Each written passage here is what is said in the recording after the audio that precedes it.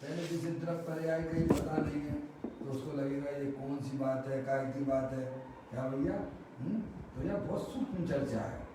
सूक्ष्मता का मतलब ये है कि ये भी विषय हमारे लिए जानना अत्यंत जरूरी है। समझ में आया भैया? अपनी आत्मा में आत्मा का कल्याण करना हो भैया तो पड़ेगा भैया, है क्योंकि आत्मा की यथार्थ जानकारी के बिना है भैया आत्मा तो रहोगे ही रहोगे। अगर समझदार हो तो अभी से तुम्हारी आत्मा में निराकुलता उत्पन्न हो जाएगी भैया। और बेवकूफ बने रहो अपने आप से अपरिचित, कौन किसका बिगाड़ता है। समझ में आया भैया? तो ज्ञानी हमें बड़ी सुंदर चर्चा यहाँ पे बताई गई है भैया। तो अब मैं आपको एक एक शब्दों का अर्थ और भाव वासन करने का प्रयत्न करें।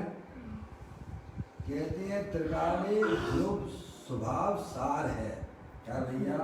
तीन भुवन में सार बीत राग विज्ञानता नमोताय जाते भय अरियंत आलमान।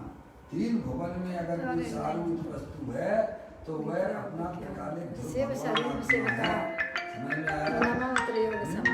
पर्याय में कोई भी परिवर्तन चलता रहे,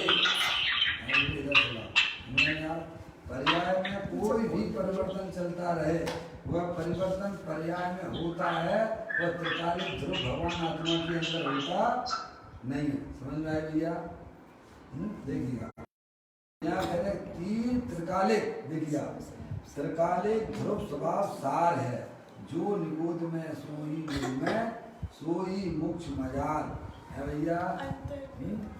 अंतर वेद कछु नहीं, यानी सिद्ध परमात्मा में और निगोदिया के जीव में और अपने जीव में कोई अंतर नहीं है। तीनों काल एक रूप रहता है, समझ गया? और वही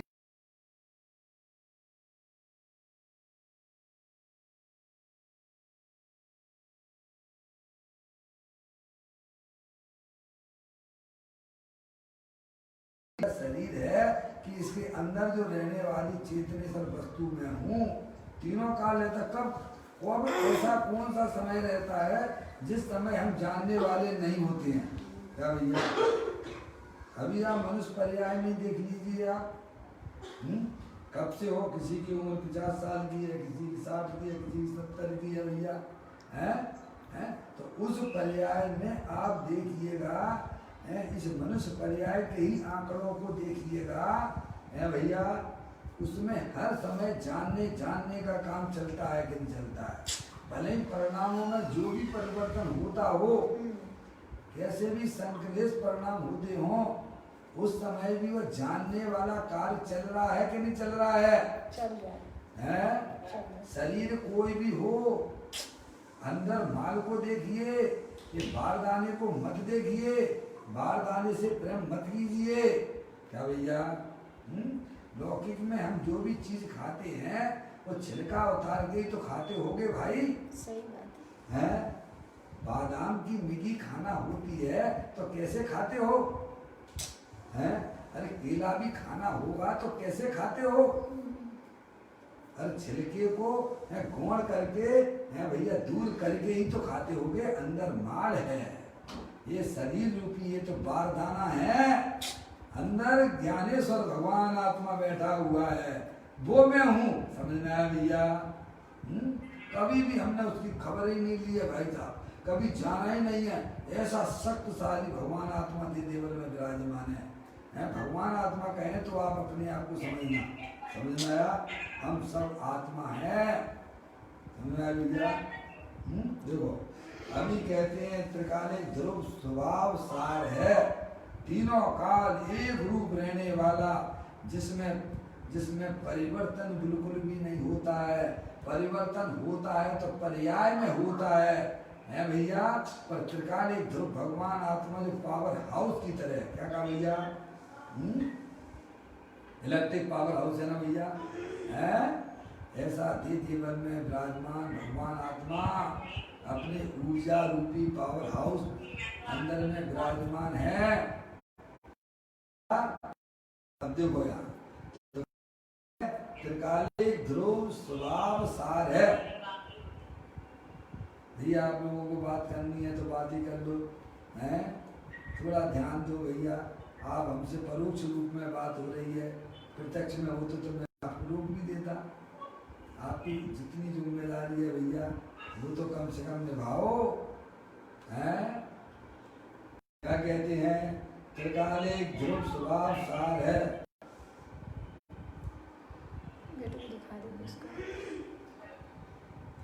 विमला आंटी जी हैं क्या लाइन पर?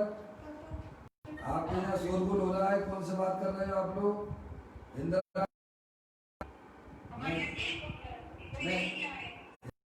इंदिरा आंटी नहीं, आप थोड़ा ध्यान रखिए आपके साथ।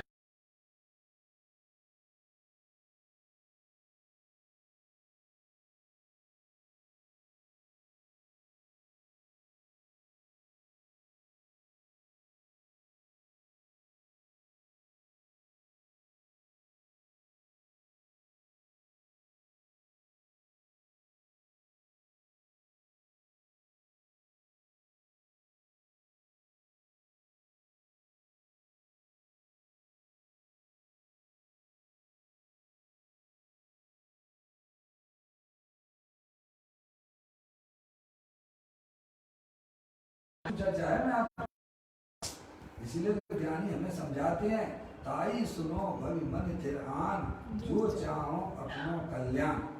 डाला 6 डाला में अगर अपना कल्याण करना है भैया तो अभी इस समय सारी चीजें गौण कर दीजिए। क्या भैया, एक जो अरिहंत परमात्मा जो हमें बताना चाहते हैं उसको भाई साहब उसी तरफ ध्यान केंद्रित कीजिएगा, तब तो हमें बात समझ में आएगी। बहुत सूक्ष्म चर्चा है भैया, कभी हमने अपने आत्मा को जाना नहीं है, आत्मा अमूर्तिक है, समझ गए नहीं आप? और हमारा ज्ञान हो कहाँ काम करना, कहाँ काम करना है।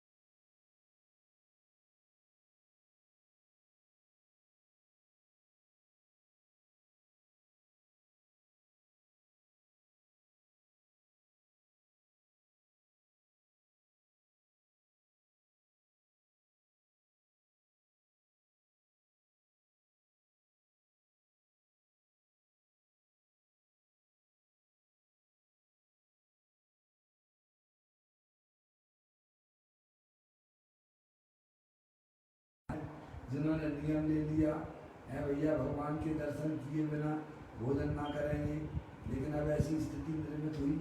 क्या कहा भैया? ये तो पंचम काल की शुरुआत है, अभी तो 18,500 वर्ष और चलना है साथ में हैं। बहुत बड़बड़े आने वाले हैं, घबराने नहीं है।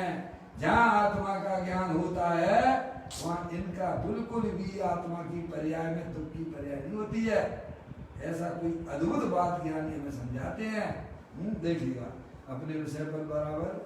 त्रिकालिक ध्रुव स्वभाव सार है, जो निबुध में सोई मुझ में सोई मोक्ष मजा है। जितनी संपत्ति सिद्ध परमात्मा में है उतनी की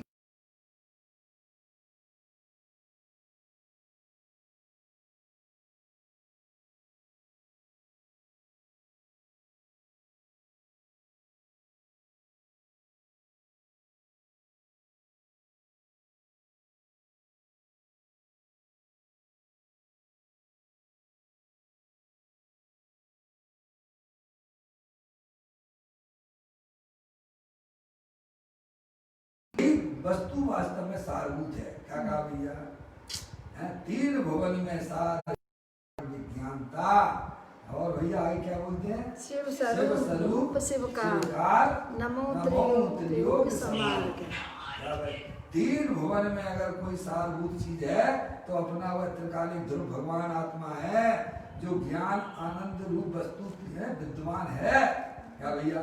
ऐसी सारभूत वस्तु हमारे पास में पड़ी हुई है, समझ लो आप। और हमें कहाँ सार नजर आता है ये भैया?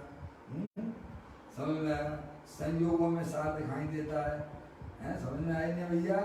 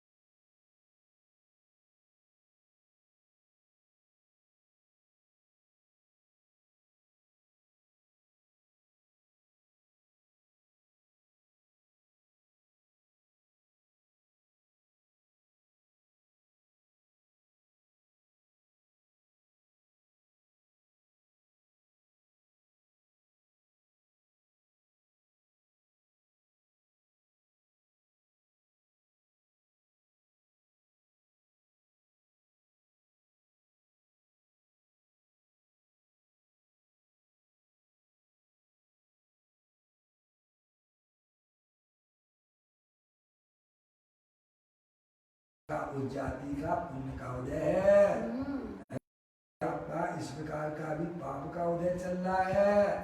समझ में आती है भैया? को अगर आपको ये अच्छा नहीं लगता है तो ज्ञानी कहते हैं कि अपनी बुद्धि को धर्म के शास्त्रों में लगाना। समझ में आया भैया? सभी को तो नहीं है, एक जैसा तो नहीं है, कहीं कहीं छूट है, कहीं कहीं बिल्कुल भी नहीं है। और विदेश में कहीं चले जाइए, अब कौन सा अफ्रीका वगैरह जो भी हो, वहाँ तो बिल्कुल भी कोरोना वायरस नहीं है भैया?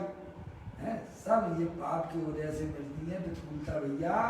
और धर्म के मार्ग में लग जाने पर वे प्रतिकूलताएं अवश्य स्वयं में भी दूर हो जाती हैं, है भैया? तो कहते हैं इस भवन में तीन लोक है, तीन लोक में अगर कोई सार्वभौमिक वस्तु है तो वह मेरा त्रिकालिक ध्रुव भगवान आत्मा है। जब तक ऐसी पर्याय में सच्ची समझ नहीं होती है तब तक वह पर्याय अपने गायक के सन्मुख नहीं हो सकती है। काका भैया, मैं इस विश्व में सबसे महान व्यक्ति हूँ। क्या भैया? है भैया? आगे बात समझे? अभी हमें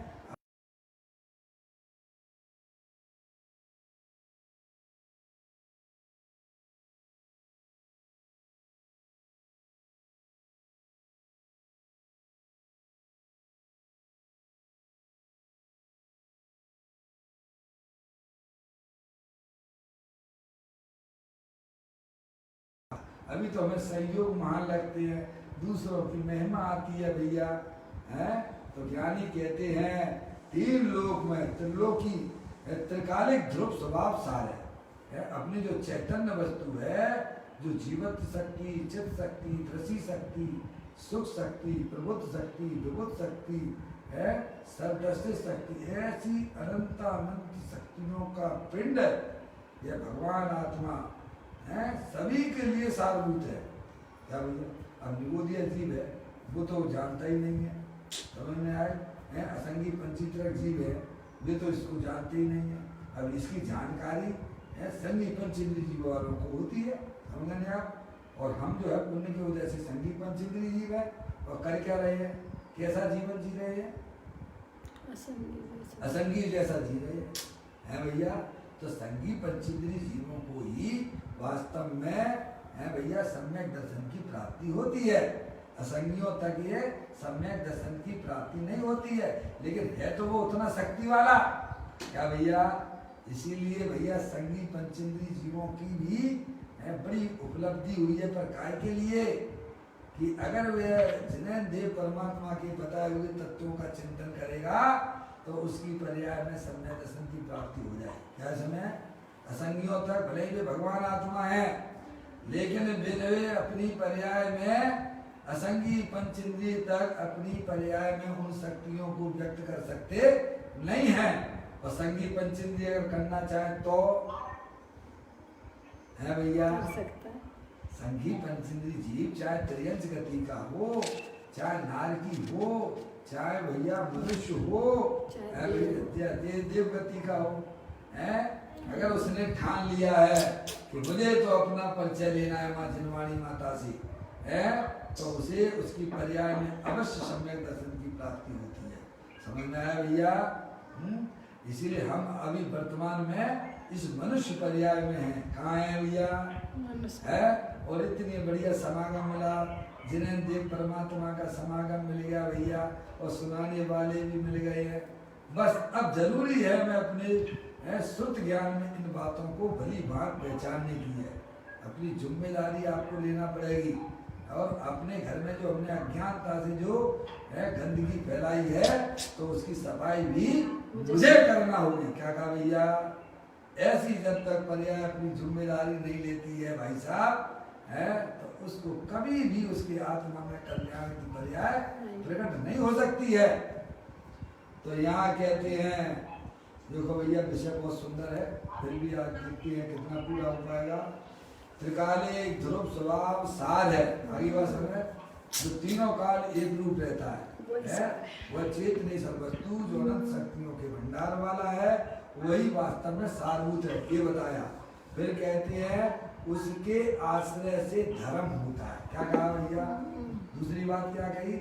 उसके आश्रय से, उसके यानी वह त्रिकालिक ध्रुव भगवान आत्मा जो अनंत शक्तियों के भंडार वाला है, उसका जो आश्रय लेता, आश्रय लेने वाली भी एक व्यवस्था अंदर में ही बनी हुई है, वो पर्याय है। कौन है भैया? वर्तमान ज्ञान की पर्याय।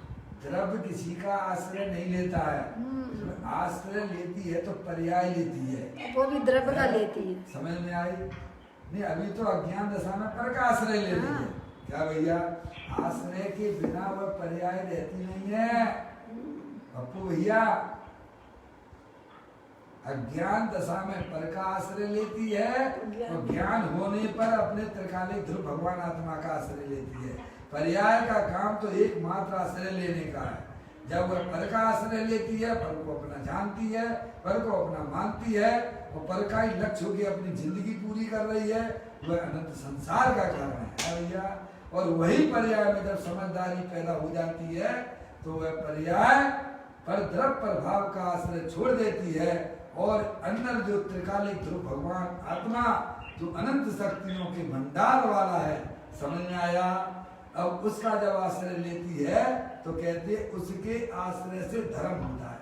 क्या भैया? ये बात किसने बताई? बोलो भैया, ये बात किसने बताया है? जिनेंद्र भगवान ने। अरे बोलो ना। सर्वज्ञ भगवान ने, अरिहंत परमात्मा ने बताया। किसने बताया है? कि तुम अपने आत्मा का आश्रय लोगे तो तुम्हारी पर्याय में रत्नात्रय प्रकट होगा, निराकुलता रूप पर्याय प्रकट होगी। है अरिहंत भगवान यहाँ तक कहते हैं, तू जब तक मेरे आश्रय से रहेगा तब तक तेरी पर्याय में सम्यक दर्शन ज्ञान चारित्र वाली पर्याय प्रकट नहीं हो सकती है। और जहाँ सम्यक दर्शन ज्ञान चारित्र की पर्याय प्रकट नहीं हुई, वहाँ जीव का संसार चक्र चालू है। क्या कहा भैया? अब समझ लीजिए भाई साहब, हमको किधर चलना है? आई बात समझ में भैया? तो कहते हैं अंदर जो चेतनी सर्वस्तु है वो अनंत शक्तियों के भंडार वाली है, और वह तीनों काल आपके साथ में रहती है। और जो जीव उस त्रिकालिक ध्रुव भगवान आत्मा का आश्रय लेता है, उसकी पर्याय में निराकुलता रूप सम्यक दर्शन ज्ञान चारित्र की पर्याय प्रकट हो जाती है। इसको अरिहंत परमात्मा धर्म कहते हैं। बोलो भैया, मैं हम तो पता नहीं कहाँ कहाँ भगवान को ढूंढा करते हैं भैया। अरे आत्मा को जाने बिना किसी भगवान का परिचय कोई कर नहीं सकता है। जिसे अपनी आत्मा का परिचय होता है वह जीव ही भगवान के परिचय में चला जाता है। समझ में आया भैया? ऐसे ही भटक रहे हैं। चलो भैया बस लगी है, संवेदशेखर जी चले, चलो भैया किन्नार जी चले। अरे ये घूमने फिरने की आदतें छोड़ दो। हैं कभी ऐसी अंदर में इच्छा होती है कि अपने भगवान आत्मा का दर्शन करने चले। क्यों भैया? हैं ये पीरों का कार है, ये महावीर का मार्ग है, ये पंचेंद्रिय के विषयों में आनंद मानने वालों का मार्ग नहीं है। समझ में आया भैया? कहते हैं त्रिकालिक ध्रुव स्वभाव सार है, उसके आश्रय से धर्म होता है। धर्म यानी रत्नात्य रूप पर्याय प्रकट होती है। दो बात हो गई। चलिए आगे। उसकी दृष्टि करने से धर्म होता है। क्या भैया समझ में आया? उसे अपना मानने से, मैं चेतने सर भगवान आत्मा हूँ भैया, मैं मनुष्य नहीं हूँ, मैं स्त्री नहीं हूँ, मैं तो चेतने सर। समझ में आया? ऐसी जिसको प्रतीति होती है उसको धर्म होता है। आई बात समझ? अब देखिए अब देखें, कहते उसकी दृष्टि करने से यानी अपनी ज्ञान की पर्याय में अपने ज्ञायक प्रभु परमात्मा को बसा लेना। समझ में आया भैया? फिर कहते उसके बिना सब थोता व्यर्थ है। क्या कह दिया भैया? आत्म सन्मुख हुए बिना जो भी धार्मिक क्रियाएं की जाती हैं वह एक के बिना जीरो है। क्या भैया है? समझे नहीं आप? हाँ समझे नहीं आप? कितने भी आप जीरो लगाते जाओ, कितने भी आप जीरो लगाते जाओ, लेकिन आगे एक ना रखो तो भैया उसका रिजल्ट क्या आने वाला है? शून्य ही आने वाला है। अरे भाई कुछ बोलते भी नहीं हो आप लोग। अरे एक ना है क्या? जीरो आएगा। बहुत सुंदर बात की भैया, बहुत अच्छी बात कही आपने। अरे एक ना हो और कितने भी जीरो इकट्ठे करते जाओ, रिजल्ट उसका जीरो है। 4 गति 84 लाख योनियों में परिभ्रमण करते हो और करते ही रहोगे जब तक एक यानी अपना त्रिकालिक ध्रुव भगवान आत्मा है भैया, उसका जब तक जीव पर्याय आश्रय नहीं लेती है तब तक जितना भी हमारी पर्याय में जो धर्म के नाम पे हम आप करते हैं, समय भगवान की पूजा है, भक्ति है, स्वाध्याय है। समझ में आया भैया? स्वाध्याय करने का पर्पज क्या था? भगवान की भक्ति करने का प्रयोजन क्या था? भगवान के दर्शन करने का प्रयोजन क्या था? हम प्रयोजन को भूल गए। क्या किया? अनुव्रत लिए तो उसका प्रयोजन क्या था? महाव्रत लिए तो महाव्रत करने का प्रयोजन क्या था? हमारी प्रयोजन पर दृष्टि नहीं है भाई।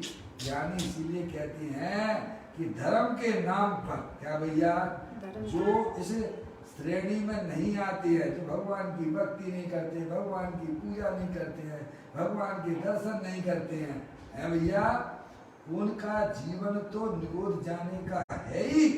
वो किसी भगवान से पूछने की जरूरत नहीं है। समझ में आया?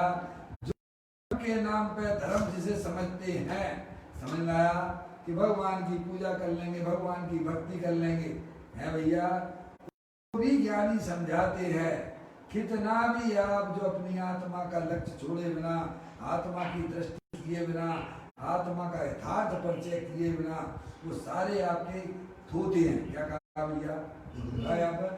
उसके बिना सब थोता व्यर्थ है। समझ में आ गई भैया? थोड़ा कड़क बात तो है पर वस्तु स्वरूप ही ऐसी है, उसे कौन क्या कर सकता है। अब कहते हैं, अब देखिएगा बहुत सुंदर चर्चा है। आज थोड़ा लेट चालू हुआ है तो थोड़ा लेट भी खत्म होने का रखना। अब देखिएगा, न्याय के ग्रंथों में धर्मी और धर्म दो भिन्न हैं ऐसा कहा है। न्याय ग्रंथ है ना, अपने न्याय दीपिका आदि ग्रंथ है ना, समझे नहीं आप? है न्याय दीपिका वगैरह समझ में आ रही है? ऐसे अध्यात्म से भरे हुए न्याय के ग्रंथ हैं।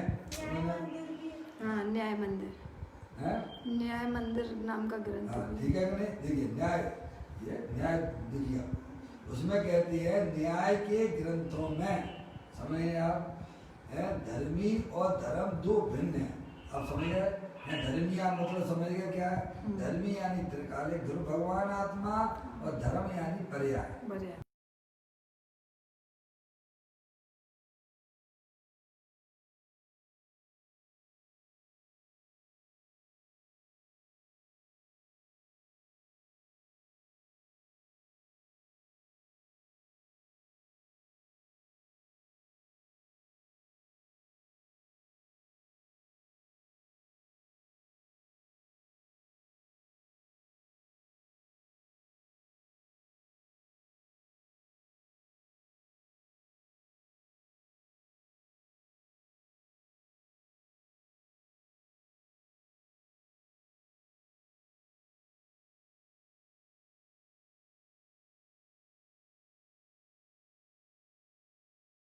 हुआ है वो पर्याय एक क्षण मात्र की होती है। इस अपेक्षा से दोनों को भिन्न भिन्न कहा गया। क्या कहा? एक ही वस्तु के अंदर धर्मी और धर्म को समझने की बात है। समझ में आया भैया? धर्म होता है पर्याय में और धर्म किससे होता है? धर्मी के आश्रय वस्तु है उसके आश्रय से होता है। तो वो न्याय के अंदर ये बात कहती है धर्मी और धर्म यानी पर्याय भिन्न है। अब बोलो कितनी मतलब सूक्ष्म चर्चा है।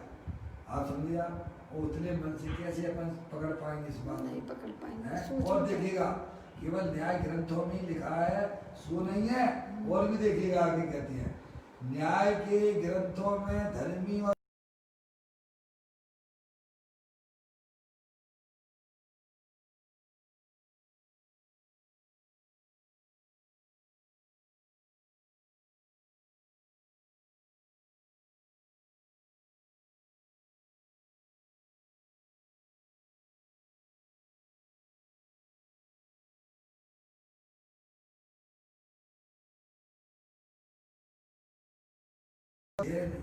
दिगंबर जैन दर्शन ही एक ऐसा है जिस ग्रंथ में ये चर्चाएं सब लिखी हुई है। समझ में आया भैया? आत्मा की भी चर्चा नहीं मिलेगी, यथार्थ आत्मा की चर्चा नहीं मिलेगी। समझ में आया भैया? कहते दोनों निरपेक्ष हैं और सत्य है। दोनों यानी त्रिकालिक भगवान आत्मा और पर्याय। आगे बात समझना, दोनों स्वतंत्र हैं, किसी को किसी से कोई लेना देना नहीं है। समझ में आया? जैसे दो द्रव्य भिन्न होते हैं ना, जैसे आप अलग हो और मैं अलग हूँ, आप भी स्वतंत्र हो मैं भी स्वतंत्र। यार ये तो दो द्रव्यों की स्वतंत्रता बताई। ऐसे ही एक द्रव्य में त्रिकालिक द्रव्य जो है वो स्वतंत्र है और पर्याय भी स्वतंत्र है। समझ आया?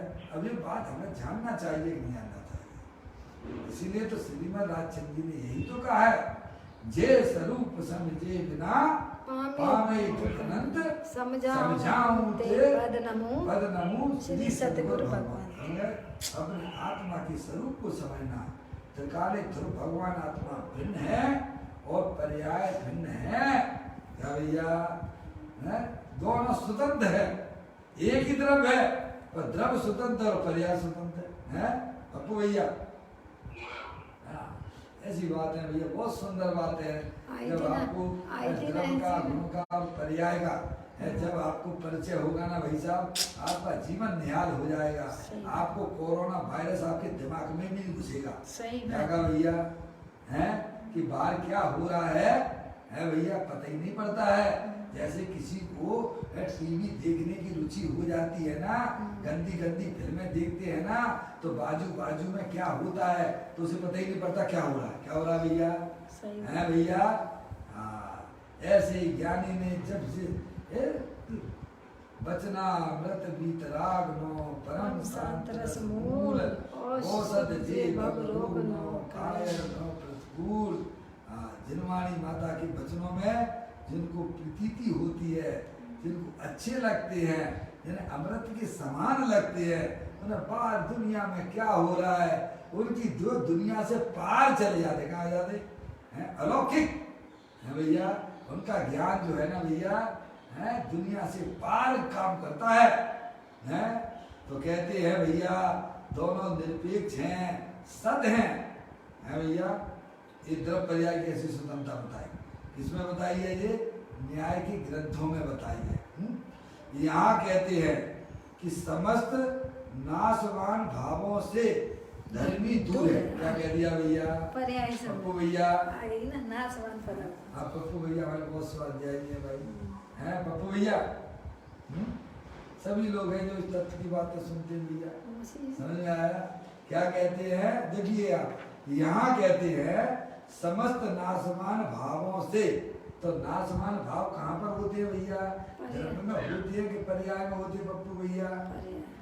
पर्याय में होती है, चाहे वह भिखारी पर्याय हो और चाहे वह निर्मल पर्याय हो। इसीलिए ज्ञानी हमें यही तो समझाते हैं प्रमत्त अप्रमत्त नहीं, मैं तो एक ज्ञायक भाव। क्या भैया है? पप्पू भैया कुछ बोल रहे क्या? समझ में आया भैया? तो यहाँ कहते हैं समस्त नाशवान भावों से समझ गए? समस्त आ गए उसमें, मलिन परिणाम भी आ गए। मलिन परिणाम है, निर्मल पर्याय है भैया, सब आ ये सब नाशवान ही तो है ना। पर्याय मात्र आ गई हाँ भैया, सब। सब आगे के लिए आ गए हैं। तो ऐसा बताकर क्या कहना चाहते कि हैं? तो द्रव्य की नाशवानों की दृष्टि छोड़ दीजिए, द्रव्य शाश्वत चीज जो की दृष्टि। शाश्वत वस्तु जो हमेशा कायम रहता है, वहां तू अपने ज्ञान को लगा है भैया। ऐसी कोई कला सीख लो भाई साहब, जहां रहोगे आनंद में रहोगे। है, ज्ञानियों को संयोग की दृष्टि नहीं होती है, ज्ञानियों को पर्याय की दृष्टि नहीं होती है, चाहे वह पर्याय कैसी भी क्यों ना हो। है भैया, निर्मल पर्याय भी अतीन्द्रिय आनंद की भी प्राप्त होती है, पर वह भी नाशवान है। देखो व्यवहारी पर्याय तो अपने आप के ज्ञान में आई रही है पप्पू भैया। वो राग देश की पर्याय है, बोलो नाशवान है कि नहीं है? हर समय अपने परिणामों में सुभाषुभ भाव है ना। एक आध समय रुकती है कि नहीं रुकते हैं? एक समय से कोई दूसरे समय रुकते हो तो बताओ। हालांकि एक समय का विषय हमारे ज्ञान का विषय नहीं है, वो केवल परमात्मा के ज्ञान का विषय है, पर हमारे ज्ञान में तो असंख्यात समय भी आ जाता है ना। जो पाप का परिणाम था, अशुभ परिणाम था, वह चला गया, ये आपको ज्ञान हुआ कि नहीं हुआ? अभी शुभ परिणाम चल रहा है, माँ जनवाणी माता का स्वाध्याय कर रहे हैं अपन, है तो ये परिणाम भी अरे अंदर ही अंदर नाश को प्राप्त हो रहा है। क्या कहा भैया? है, हर समय नाश को प्राप्त हो रहा है। अगर नाश को प्राप्त नहीं होता है तो वह अपना त्रिकालिक ध्रुव भगवान आत्मा है। तो ज्ञानी कहते हैं अरे भाई, नाशवान की दृष्टि जहाँ की जा रही है वहाँ पर्याय में भाव मरण होता है, और अंदर जो है त्रिकालिक ध्रुव भगवान आत्मा जो न कभी उत्पन्न होता है न कभी नाश को प्राप्त होता है, उसकी दृष्टि करने से पर्याय भी अमर हो जाती है। क्या भैया? है पर्याय, हालांकि निर्विकारी पर्याय वो है तो नाशवान, पर उसको उस पर्याय को भी जयवंत कहा गया ग्रंथ में। क्या कहा भैया? क्योंकि उसने संगति किसकी की है? त्रिकाली शाश्वत वस्तु की, अपने स्थायी वस्तु की संगति की है, तो वह पर्याय भी अनंत काल के लिए स्थायी हो जाती है। पर रहेगी तो पर्याय भैया, है कोई ऐसा तो नहीं हो जाएगा पर्याय द्रव हो जाएगा भैया, है। हाँ, ऐसा हमें ज्ञान कराया। कहती है, यहाँ कहती है समस्त नाशवान भावों से धर्मी दूर है, यानी अपना त्रिकालिक ध्रुव भगवान आत्मा है दूर बरतता है। क्या कहा भैया? ये अध्यात्म के ज्ञान के बिना हमें पर्याय में सुख नहीं मिल सकता है। समझ में आया भैया? तो कहते हैं धर्मी से दूर रहता है। एक देखिए जानिए रम रहिए एक ठोर समर विमल न विचारिए। भैया विचार करने के लिए भी मना करते हैं। है तो देखने की बात तो बहुत दूर की हो गई ना प्रभु। है समय हमारी पर्याय में क्या चल रहा है क्या नहीं हो रहा है। ज्ञान करने का निषेध नहीं है, आश्रय करने का पूरी तरह से निषेध किया जा रहा है। ज्ञान करना हमारा स्वभाव है भैया। समझ में आया? ज्ञान तो ज्ञानी को सबका होता है, पर द्रव्यों का भी ज्ञान होता है और अपने विकारी पर्याय का भी ज्ञान होता है। समझ में आया? पर दृष्टि जो अंदर स्थायी तत्व है, जो तीनों काल एक रूप रहता है, जो अनंत पावरफुल भगवान आत्मा अनंत शक्तियों के भंडार वाला है, वहां पर उसकी दृष्टि होती है। समझ आया? कहते हैं समस्त नाशवान भावों से धर्मी दूर, यानी त्रिकालिक ध्रुव भगवान आत्मा जो वस्तु अंदर बताई जा रही है वो दूर बरतती है। समझ में आया भैया? फिर कहते हैं संबर अधिकार में कहा है, और लीजिए प्रमाण के लिए आपको संबर अधिकार समय साधी ग्रंथ में भी यही बात कही है। क्या कहा है? विकार के प्रदेश भिन्न है, यानी मोराग देश रूपी पर्याय है ना, है मालूम है ना? उपयोग में उपयोग को उपयोग नहीं क्रोध आदि में है, क्रोध क्रोध विषय निश्चय, क्रोध नहीं उपयोग में, उपयोग है नहीं अष्टविध कर्म कर्म में, एक कर्म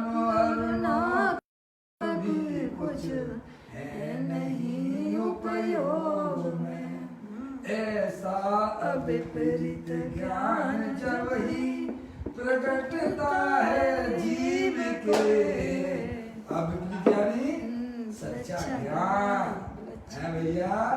जब ज्ञान की पर्याय में ऐसा सच्चा ज्ञान जिसे प्राप्त हो जाता है तो कहते हैं ऐसा अविपरीत ज्ञान जब ही कैसा कि आत्मा आत्मा में है, आत्मा नहीं है क्रोध आदि में। क्रोध क्रोध में है और आत्मा में क्रोध नहीं है। कर्म कर्म में है और आत्मा आत्मा में है। आत्मा कर्म रूप नहीं होता है, कर्म आत्मा रूप नहीं होते हैं। ऐसा जो सच्चा ज्ञान जिस जीव को प्रकट होता है, फिर आगे क्या कहते हैं, तब अन्य नहीं कुछ भाव है उपयोग शुद्धात्मा करे। क्या करेगा? कोई भाव तब उस ज्ञान की पर्याय भैया जहाँ सच्चा ज्ञान हो जाता है कि पर्याय स्वतंत्र है, द्रव्य स्वतंत्र है, पर वस्तुएं अपने में रह के अपना परिमन करती हैं, तो उसका जो उपयोग जो पर्याय है वह समझ पर द्रव्य पर भावों को लक्ष्य छोड़ देती है। अंदर जो शुद्धात्म जो वस्तु है, जो अनंत शक्तियों के भंडार वाली है, उस पर्याय वह ज्ञाय प्रभु परमात्मा का आश्रय ले लेती है। आगे भी समझे तो कहते हैं समस्त नाशवान भावों से धर्मी दूर है। संबर अधिकार में कहा है कि विकार के प्रदेश बनने, वो इन गाथाओं में 181, 182, 183 संबर अधिकार की है। वहाँ जाके आप उनकी टीका भी पढ़ सकते हो भैया, गाथा भी दी गई है जो मैंने आपके सामने बोली है। फिर कहते हैं तीसरा ग्रंथ चिद विलास में कहा है। क्या भैया? चिद विलास किसका है ग्रंथ? उनका है ये अपने पंडित जी साहब, पंडित वो है ग्रस्त है, दीपचंद जी का आशीर्वाद। क्या भैया? दीपचंद जी का आशीर्वाद। समझ गए आप भैया? चिद विलास में भी कहा है। क्या कहा है? चिद विलास में कहा है कि पर्याय का और द्रव्य का क्षेत्र भिन्न भिन्न है। क्या भैया? क्या कहते हैं पंडित जी साहब चिद विलास में? कि पर्याय का और द्रव्य का क्षेत्र भिन्न भिन्न है। किसकी बात कर रहे हैं भैया? पंडित जी। समझ में आया? द्रव्य का नेचर तीनों का एक रूप रहने का है, पर्याय का नेचर बदलने का है। इस अपेक्षा से दोनों भिन्न भिन्न हैं। समझ में आया भैया? इसीलिए ये सब जानकर है पर्याय का लक्ष्य छोड़ दे, त्रिकालिक भगवान आत्मा जो अनंत शक्तियों के भंडार वाला है, जिसका सेवन अनित्य परमात्मा करते हैं, जिसका सेवन सिद्ध परमात्मा करते हैं, जिसका सेवन साधु परमेष्टि करते हैं, जिसका सेवन समस्त सम्यक दृष्टि करते हैं। और हमें भी वही सेवन करने लायक को पहचान कर उसका ही सेवन करना चाहिए। इतनी सुंदर चर्चा आचार्य भगवंतों ने हमारे ग्रंथ के अंदर विद्यमान है। उन्हें समझकर हमें अपनी पर्याय को समझ पर द्रव्य प्रभाव पर छोड़ के अंदर जो सारभूत वस्तु है उसका आश्रय लेना ही हमारा आपका सबका कर्तव्य है। इस प्रकार से यह सुंदर बोल 578 का हमने आपका सबने स्वाध्याय किया है।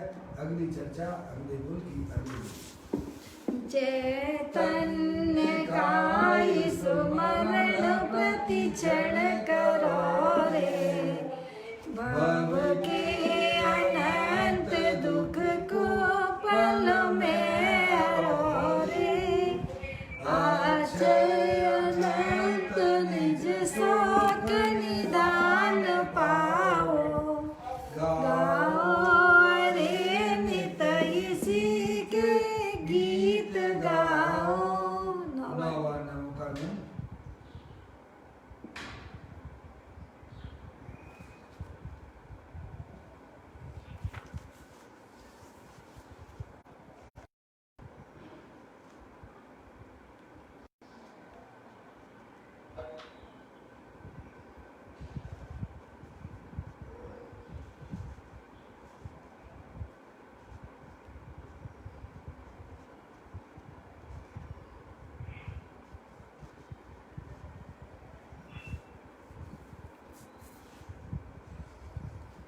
बोलो द्वादशांग जनवाणी माता की जय। महा